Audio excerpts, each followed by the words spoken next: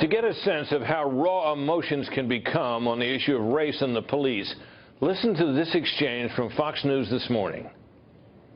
We have got, as a country, have to do some soul searching to figure out how we end what is bad relations between police departments and communities of color. This goes beyond just what's happening in the 2000s. Think about Rodney King. Think about Sean Bell, who was shot 42 times at his bachelor party by police departments.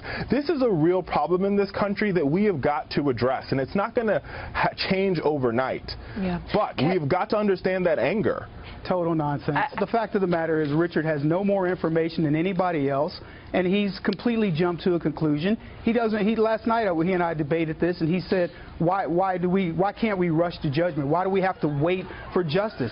This is nonsense. You are the problem in this country. When Hillary Clinton says you are the problem, Richard, because Hillary Clinton said there's a bag of deplorables, you are a deplorable. Richard conveniently forgets that the President of the United States is black, the Attorney General is black. Here we go. The Democrat that runs that city is there. The police chief is black. He wants to forget that. The other thing that Richard wants to forget. Richard, be quiet.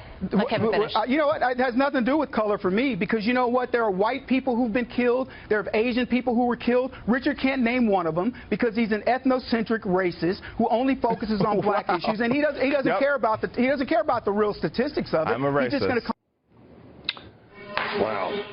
To discuss this issue further, we turn to a former policeman who is now a criminal defense lawyer here in Washington, Ted Williams. And from Miami, former prosecutor and now private attorney Katie Fang. First to you, Ted, as an African-American man, a former police officer, now someone who defends people accused by the police, what is your reaction to that exchange? Well, I got to tell you, I was shocked by this reaction. You had two black men trying to get their viewpoint out, but the manner in which they did it, they got personal with each other. Look, Fox News is not the Jerry Springer show. We come on this show as guests to educate the public, and we don't come on to get into a personal food fight. And Britt, that's what we saw here, was an embarrassing personal food fight. But what about the two sides? Do you have a view there as to who had the better argument? I don't think that either. I thought that they both made quality arguments, but they both looked at race through their own upbringing and their own growth. But in looking at it that way, they seem to be diametrically opposed, and it seems as though what we saw here were two black guys going at it, hating each other. One seemed to be conservative and the other one liberal. Right. Katie, let me turn to you for a moment, if I can. Would it be wise, in your judgment, for the police department in Charlotte to go ahead and release that video that they apparently have shown to the family but are not releasing publicly? Absolutely.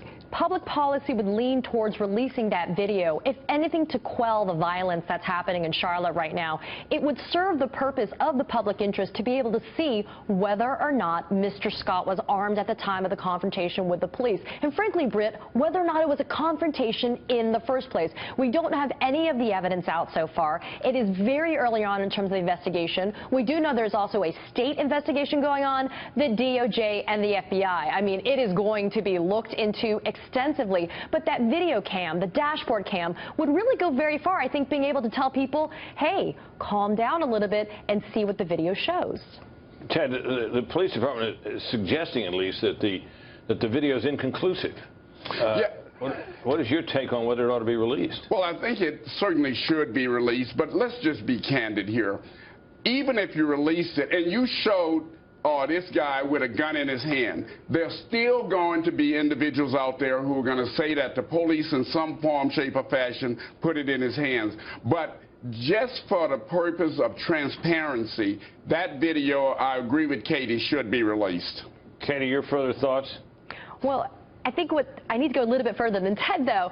The family of Mr. Scott said there's no gun. They said he was holding a book and there was never a gun. But the police chief says, maybe he doesn't definitively show that he was pointing the gun at the police, but they say that there is a gun and a gun has been recovered. That, in my opinion, is hard evidence that the man was armed at the time, and that goes very far, in my opinion, in supporting the official story. If it, in fact, shows that. Ted and Katie, it's not just in Charlotte. A deadly shooting by police of a black man in Tulsa has also sparked this nationwide conversation. And just a short time ago, that Tulsa police officer was just charged with first-degree manslaughter. Earlier today, Attorney General Loretta Lynch weighed in on the police shootings and riots at a news conference here in Washington. For the second day in a row, protests in response to Mr. Scott's death took place in Charlotte last night. And for the second day in a row, those protests were marred by violence, this time leaving one person on life support and several individuals injured. An awful reminder that violence often only begets violence. Ted, in your judgment, is that statement strong enough? Well, I think it was as strong as perhaps she could put it out there at the time. Perhaps she could have put a stronger statement out. But I do agree with the Attorney General. I think that she had and should have come out, and perhaps maybe she should have come out sooner, and it may have helped to quell some of the violence. Katie? No way. She's the top cop of the United States. She should condemn the violence that's going on in Charlotte right now. She should say that rioting and looting does not accomplish anything, and she should urge people to stay calm and peaceful. I would tell everybody, Britt and Ted, read the entirety of what she said. It did not do anything or did not go far enough, I think, for somebody like her.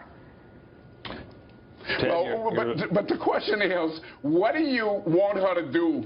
Go down there and get between all these demonstrators and be there as the law and order person? No, Katie, it doesn't work that way with the Attorney General. She represents the United States of America. She did, in fact, put out a statement, and it is what it is.